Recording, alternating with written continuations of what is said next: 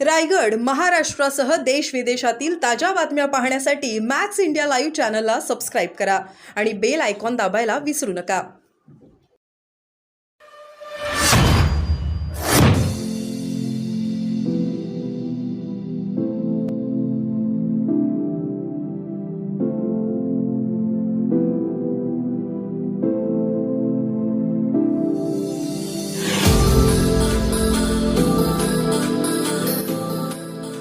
घेतला होता. मात्र या सरकारमधून त्यावर काहीच कारवाई झाली नाही आणि आता ही सगळी घटना घडली.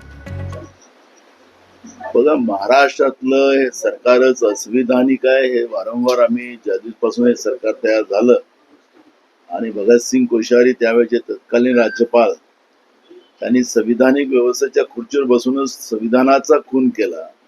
ही भाजपची मानसिकता त्याच्यामध्ये स्पष्ट होत होती. सातत्यानं भाजप महाराष्ट्राला बर्बाद करायला लागलेलं आहे. महाराष्ट्राच्या सर्वसामान्य लोकांचं, कष्टकरी मेहनत करणाऱ्या माणसाचा जीव घ्यायला सुद्धा त्यांना कुठली पर्वा नाही अशा पद्धतीचं ते वागतात आहे. पुण्यातली घटना पाहिली तर महाराष्ट्रातले पोलीस एका धनदागड्याच्या पोराला पोलीस स्टेशन मध्ये बसून निबंध लिहायला लावतात. गरीब माणसं मेली त्याची काळजी नाही. सरकार जे सांगतं तेच प्रशासन वागते. आणि काल झालेल्या बॉम्ब ज्या फॅक्टरीमध्ये जो स्फोट झाला त्याच्यामध्ये असंख्य जीव गेले, कारण की त्या पद्धतीची तक्रार शासनाकडे आलेली होती आणि म्हणून उद्धव ठाकरेंच्या सरकारने त्यावेळेस त्या सगळ्या व्यवस्थेला बंद करण्याचे निर्णय घेतले होते. पण हे खोक्याचं सरकार महाराष्ट्रात आल्यानंतर त्या उद्योगपत्यांकडून पैसे घेऊन तो उद्योग चालू ठेवला आणि काल झालेली घटना अनेकांचा जीव घेऊन गेली. आपण पाहिलं की कालच 50,000 कोटीचं इन्व्हेस्टमेंट मध्य प्रदेशमध्ये गेलं. आखरी हे महाराष्ट्राने या भाजपचं काय नुकसान केलं की जे भाजपच्या माध्यमातून महाराष्ट्रातल्या शाहू फुले आंबेडकर विचारालाही संपवलाही लागले. महाराष्ट्राच्या औद्योगिक विकास थांबवला गेला. महाराष्ट्राच्या सर्वसामान्य लोकांचा जीव घेतला जातोय. महाराष्ट्राच्या अन्नदात्याचा सातत्यानं अपमान केला जातोय. त्याला आत्महत्या करायला बाध्य करताय. महाराष्ट्रातल्या तरुणांना पेपर सांगायचं की आता तुमचा या विषयाचा पेपर आहे, या विभागाला तुम्हाला पेपर द्यायचा आहे, त्याची मुलं मुली तयारी करतात आणि ऐनवेळी पेपर लीक झाला म्हणून पेपर रद्द करतात. तरुणांचं आयुष्य बर्बाद करायचं पाप सातत्यानं भाजप प्रणित सरकार महाराष्ट्रामध्ये करताना आपण पाहिलेलं आहे. गरिबांचं जगणं असहाय्य केलेलं आहे. आणि म्हणून या सरकारने जनाची नाही तर मनाची तरी असेल तर या सरकारनं खुर्च्या सोडल्या पाहिजे. एकट्या त्या देवेंद्र फडणवीसाला आपण राजीनामा मागण्यापेक्षाच या सरकारनेच आता राजीनामा देऊन मोकळं झालं पाहिजे. जनता नाही तर यांना खिचून मारेल, सत्तेतून बाहेर काढेल, अशा पद्धतीचं चित्र, भयावह चित्र महाराष्ट्रामध्ये आहे. आणि सरकारच्या विरोधात भयानक रोष आपण महाराष्ट्रामध्ये पाहतोय. आणि म्हणून आमची या सरकारला सलाह आहे की सरकारने तातडीनं या सगळ्या सातत्यानं घटना, राज्यातले उद्योग दुसऱ्या राज्यात, गुजरात, कधी मध्य प्रदेश अशी जी परिस्थिती आहे आणि राज्याला अधोगतीत नेण्याचं पाप हे करतात आहेत. तर जनाची नसेल तर मनाची असेल तर यांनी राजीनामे देऊन मोकळे व्हावे अशा पद्धतीची भूमिका काँग्रेस पक्षाची आहे. अभ्यासक्रमामध्ये बदल करण्यात आलेला आहे. त्यामध्ये आता नवीन अभ्यासक्रमात मनुस्मृतीचे श्लोक असतील, भगवद्गीतेतील या सगळ्या गोष्टींचा समावेश आराखड्यामध्ये. त्याला आम्ही सगळ्या गोष्टी तपासल्या जातील. मनुस्मृती असेल तर ते अजिबात चालणार नाही. आणि त्याच्यामुळे या सगळ्या गोष्टी तपासून देशामध्ये सत्तेचं परिवर्तन आहेच आणि त्याच्यामुळे मनुस्मृती या देशामध्ये कदापि चालू देणार नाही ही भूमिका काँग्रेस पक्षाची आहे. आणि त्याच्यामुळे सगळ्या गोष्टी तपासून योग्य निर्णय काँग्रेस पक्ष त्या ठिकाणी घेईल.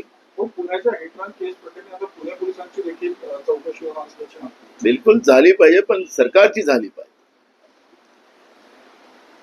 पूर्ण राज्यातलं प्रशासन सरकारच्या दबावाखाली आहे. त्याची कारण सुद्धा तीच आहे. संजय पांडे नावाचे जे पोलीस कमिशनर मुंबईत होते त्यांनी प्रामाणिक काम केलं, पण त्याच्यावर केंद्रीय तपास यंत्रणा लावून ईडी सीबीआय सारख्या त्यांना जेलमध्ये टाकलं आणि त्याच्यामुळे राज्यातल्या IAS आणि IPS अधिकाऱ्यांमध्ये जी भीती आहे ते भीतीपोटी राज्यातलं सरकार जे आदेश देईल त्या आदेशाने हे वागतात आहेत. त्याच्यामुळे पोलीस प्रशासन असो किंवा आपले IAS अधिकारी असो हे सगळे त्या भीतीमुळे वागतात आहेत असं चित्र आपण पाहतोय. आणि त्याच्यामुळे राज्यातली कायदा सुव्यवस्था संपलेली आहे. नुसतं पोलिसाची चौकशी करण्यापेक्षा या सरकारचंच आता यांचं डोकं तपासलं पाहिजे. कारण की यांच्या डोक्यात जे पाप चाललेलं आहे, जे पाप करवतात आहे महाराष्ट्रामध्ये, तर नुसतं पोलिसांचंच नाही तर फडणवीस आणि मुख्यमंत्र्यांचं आणि अजित पवारांचंही आता उलट तपासणी केली पाहिजे, ही भूमिका आमची आहे. सुधीर मुनगंटीवार म्हणाले, दुष्काळ संदर्भात मुख्यमंत्र्यांनी मराठवाड्यामध्ये बैठक घेतली, मात्र त्या बैठकीला 8 पैकी 6 पालकमंत्री अनुपस्थित होते. सरकारला आम्ही सातत्यानं सांगतो की या सरकारला राज्याच्या जनतेचं घेणं देणं नाही. आचारसंहितेचं नाव सांगून दुष्काळाचं निवारण करायला सरकार कारण शोधते आहे. राज्यामध्ये अनेक गावामध्ये, अनेक शहरामध्ये, अनेक तालुक्यामध्ये महिनोमहिने पाणी मिळत नाही आहे. जनतेचं पाण्यासाठी पायपीट चाललेली आहे, वणवण चाललेली आहे.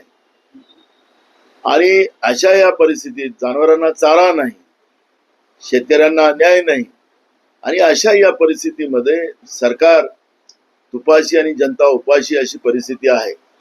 त्यावेळी मुख्यमंत्री तिथला हालहवाल पाहायला गेले, पण त्याला ज्या पद्धतीनं तिथल्या तिथं उपाययोजना करायला पाहिजे होत्या त्या अजूनपर्यंत केल्या गेल्या नाही आणि त्यांचे मंत्री सुद्धा त्यांना ऐकत नाही.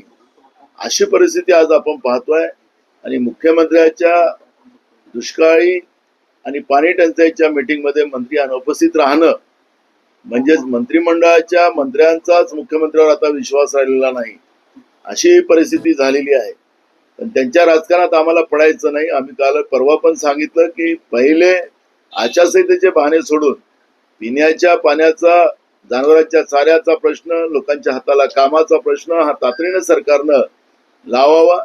आचारसंहितेचे बहाणे करून वेळ काढू नका, एवढं आमची मागणी या ठिकाणी आहे. सुधीर मुनगंटीवार म्हणाले की या निवडणुकीमध्ये लोकसभेच्या महाविकास आघाडीचे नेते माझा प्रचार